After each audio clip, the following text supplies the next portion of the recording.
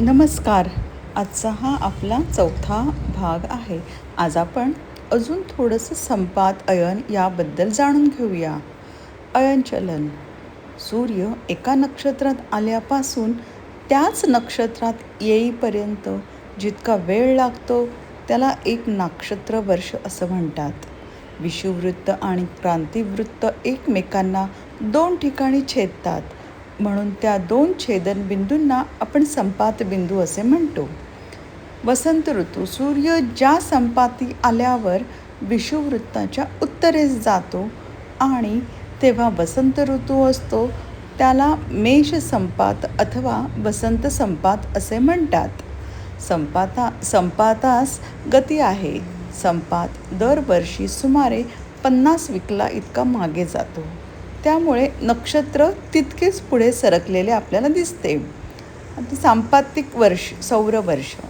संपाती सूर्य आल्यापासून पुन्हा त्याच संपाती येण्यास जितका काळ लागतो त्यास सांपातिक सौरवर्ष असे म्हणतात.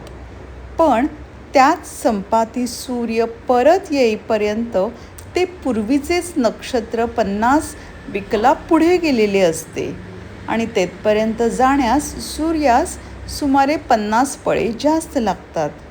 म्हणून नक्षत्रवर्ष आणि सांपातिक सौरवर्षा म्हणून नक्षत्रवर्ष हे सांपातिक सौरवर्षापेक्षा सुमारे 50 पळे जास्त आहे. ऋतू हे सांपातिक वर्षावर अवलंबून असतात. संपाती सूर्य आल्यावर जो ऋतू असतो तोच ऋतू सूर्य परत तिथे कोणत्याही काळी आल्यावर असतो. परंतु एका नक्षत्री सूर्य आल्यावर जो ऋतू असतो तोच त्या नक्षत्रात सूर्य येईल तेव्हा नेहमीच असणार नाही. संपातबिंदू मागे सरकतो, तसेच अयनबिंदूही मागे सरकतात. म्हणजे ज्या नक्षत्रात सूर्य असता उत्तरायण होते त्याच्या मागे मागे कालांतराने अयने होऊ लागतात. संपाताची जितकी गती तितकीच अयनबिंदूचीही असते.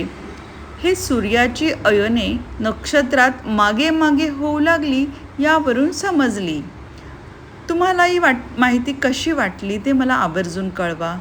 यापुढेही मी अशाच प्रकारची वेगळी माहिती देणार आहे.